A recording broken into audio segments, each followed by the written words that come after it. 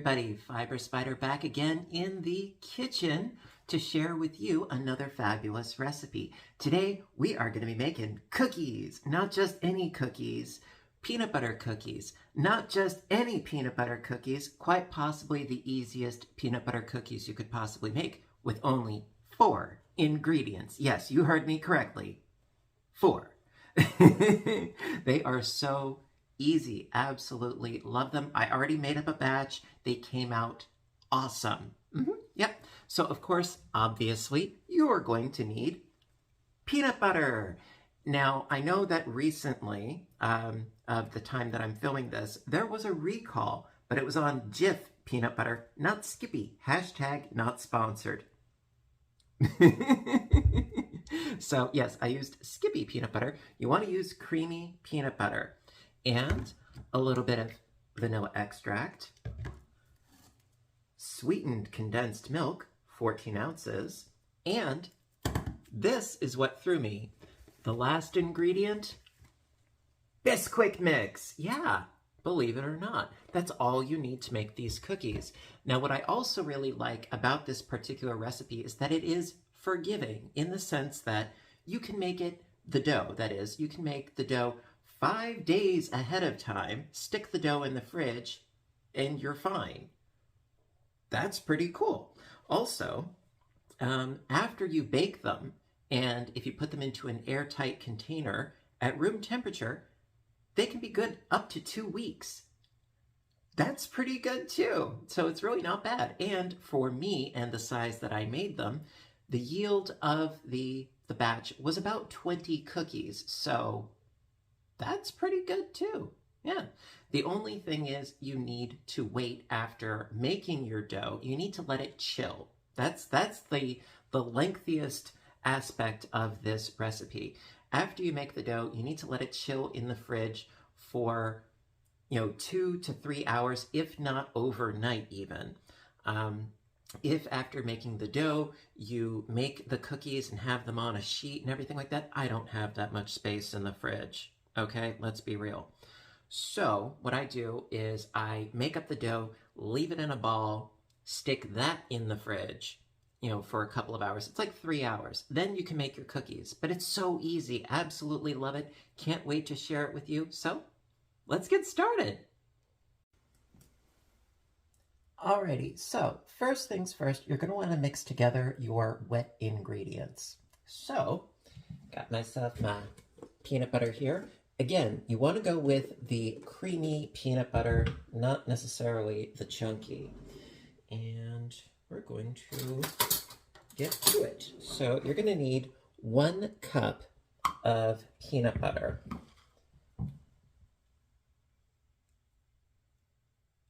Oh, dabble, do ya?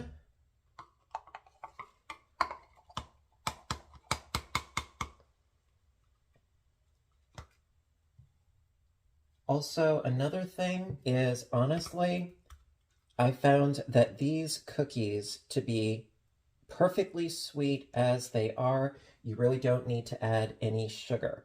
Now, what you could conceivably do, if you are of a mind to do so, later on when we are balling up the dough into their cookie form, you could roll them around in granulated sugar. Yeah, you could, but honestly, I think that just the 4 ingredients as is, they're fine. Seriously. If I felt that these cookies needed anything, I would say so. But frankly, no, I think they're good as is. The only thing that I think they might benefit from would be perhaps a drizzle of chocolate maybe on top. That would be something. But for this recipe, I'm going to be a bit of a purist and just stick to the recipe as is. So we have our nice full cup of peanut butter. Spoon that out. It's thick stuff. There we go. Also, this is a great recipe to make with the kids, because there's no cutting involved, and they're not having to deal with any heat or anything like that, so it's reasonably safe as long as you assist them with the actual oven. Otherwise, yeah, they're fine. That would be my personal thoughts on that. Okay, so we got ourselves our peanut butter. Okay, then next up, we have a 14-ounce can of sweetened condensed milk. Just the whole thing, plop it on in there.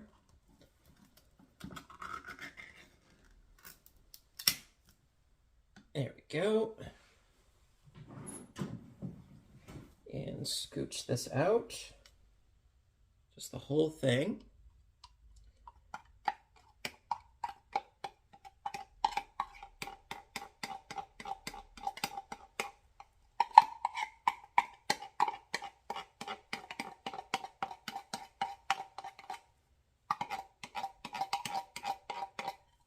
Getting there.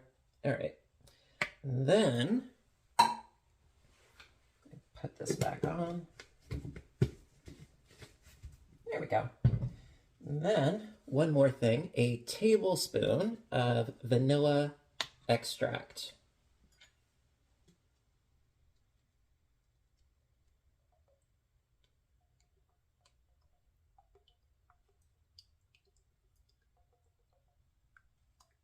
There we go. A little bit extra will not kill us. There we go.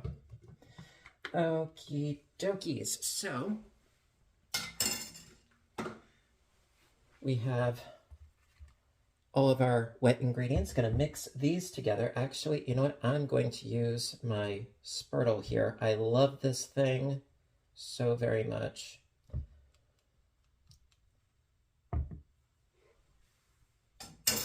So just mix this together nice and thoroughly. It's going to look basically like really, really creamy peanut butter slash butterscotch by the time this is completely mixed together. Get it a nice, even consistency. Mixing everything together.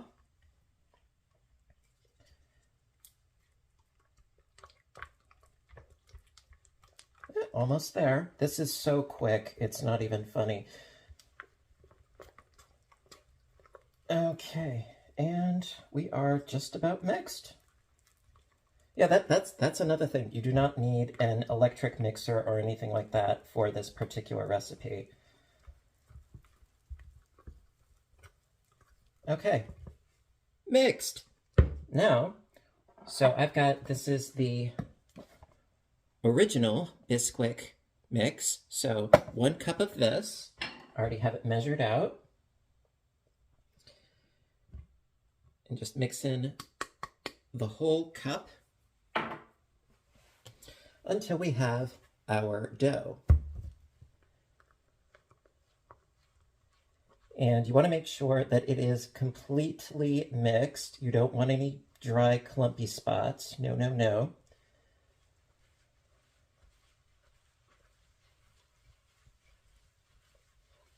Now, what you could also do, which I am actually a fan of, is, provided, of course, that your hands are completely clean, knead it by hand.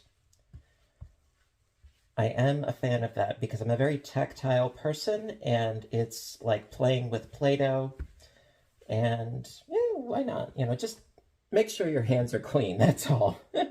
Or wear gloves, that's cool too. And so we are actually almost there, but I think I'm going to do the kneading by hand, just so that just so that I'm sure that it is, completely done. So give me 1 second. Alrighty, so we're almost there, but yep, there's something about kneading dough by hand, cookie dough specifically. Especially if you don't need to flour out a surface and that sort of thing. It's like, no, you could just do this right in the bowl. Very, very simple.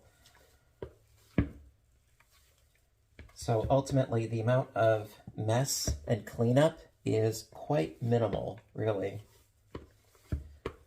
All right, so we are almost there. Just want to make sure it is nice and mixed through. Now, you might be tempted to take your dough immediately after finish kneading it and make cookies right away.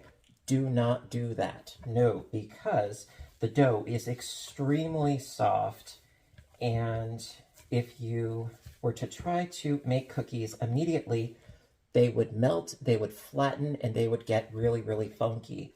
So I would not suggest that.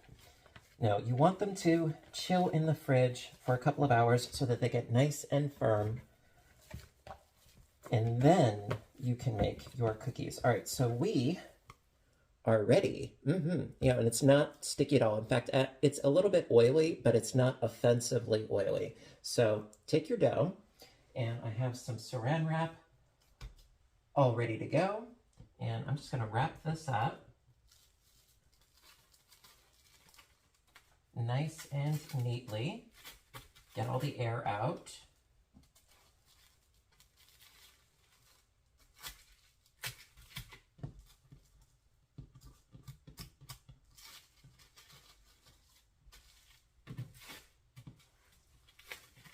And voila, we are good to go. And if you were to keep this in the fridge for a number of days, I would suggest perhaps wrapping this again in the saran wrap. But yeah, we are good to go. I'm going to let this sit in the fridge for about, I would say at least 3 hours. Let it get nice and chilled through. I'm not going to wait until tomorrow, because who can wait until tomorrow to make cookies, right? So I will be back in a couple of hours, and we're going to make some cookies. All right, I'll see you soon. Hello again. So it's been about 5 hours or so. I took a nice nap, I did some stitching, and we are good to go. So our dough, it's nice and firm. Awesome. Now, yes, like I said, you could leave this in the fridge for quite some time, but guess what? I want some cookies. So I'm gonna unwrap this, and we are going to get started. Now, if I can get the, here we go. I'm gonna get this open. Now, initially, when I made my first batch, I was trying to use the little itty bitty scooper, which I have right here, this little guy. I thought this would be perfect. However, no, this actually doesn't quite do the trick. It's just, I feel it's better to just sort of eyeball it and go by hand and, you know, wing it, really. So I'm just grabbing off a hunk off of this. And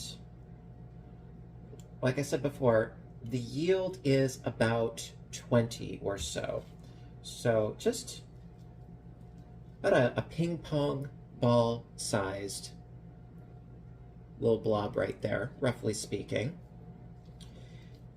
And yes, like I also said, it is a bit oily, but this totally works. Now I have a parchment paper lined pan right here. So you just want to sort of squish it around in your hand just a little bit, not too terribly much. You don't want it to warm up that much. And then give it a little press. Now you'll see that it does break up on the sides. That's totally fine. It builds character. And so you just plop that down on your sheet, grab a fork, and this side down, we're going to make a couple of little ridges. It doesn't have to be perfect. It's just, again, it's character building.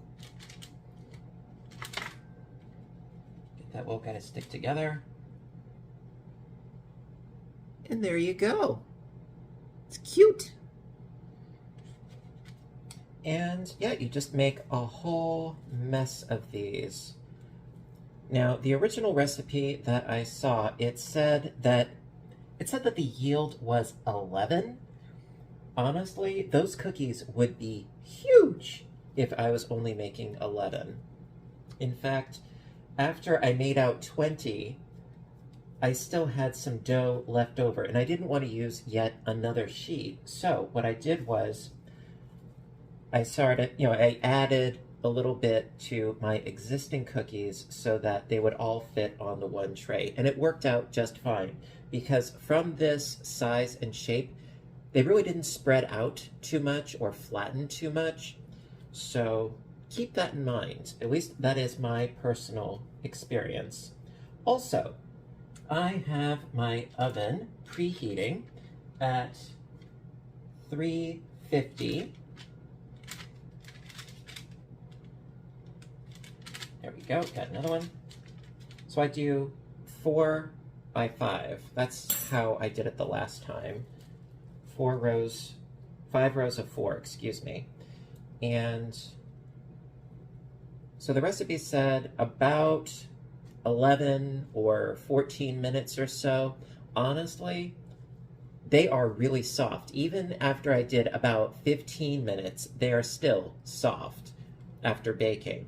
So I think that the baseline is about 15 minutes. And if you want them a bit crispier, I would say aim closer to 20 minutes. Now, granted, you can leave them in longer, but you you can't unbake them. You know, once they've been baked, you cannot unbake them, but you can bake them longer. The only thing is that after you're done baking them, you want to leave them on the cookie sheet to cool until the sheet is cool itself. You do not want to try to mess with them prematurely. And that's just what I did the first time that I made these. I used a lot of patience and a lot of fortitude, and I waited. So just sort of smoosh these down into a nice little pancake. Scooch this little guy over, make some room for his friends.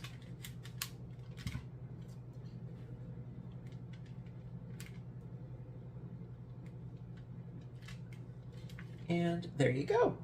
So I'm gonna make up the rest of these off camera. I just need to wash my hands first. Yes, it's greasy. It's greasy.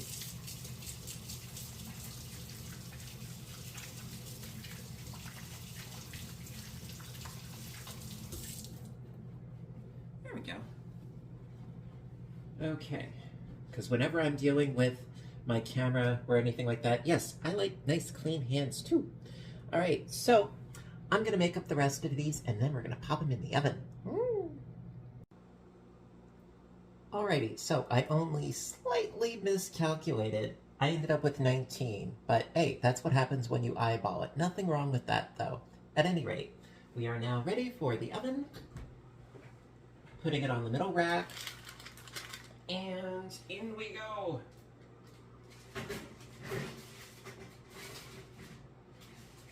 Alright, so I'm gonna let those hang out in there for about 15 minutes, and I will see you in a bit. Alrighty, so it's been 15 minutes. We're good to go, it's magic time. Alright, let's go.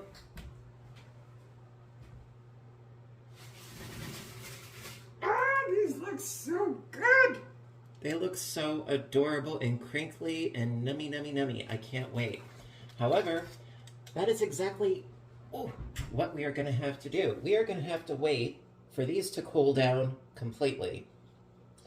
So, again, patience is a virtue. Let's be virtuous. So, going to wait for these to cool down completely until it is safe to even hold the pan. And we'll give these little guys a taste test. All right, so figure, 15-ish minutes. It should be plenty of time. I'll see you in a bit. All right.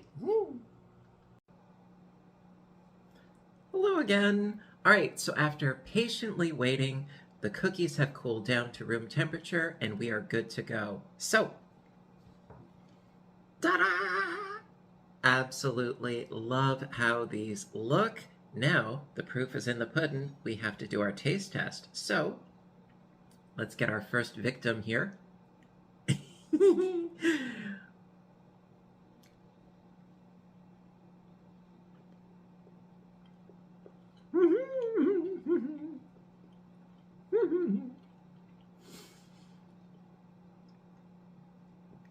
These are so good.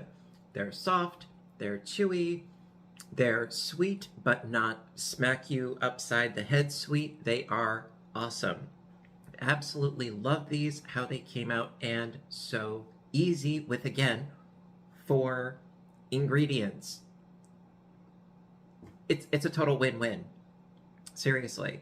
You can make the dough several days in advance, you can bake them, keep them up to 2 weeks in a container. It's so easy. I love it.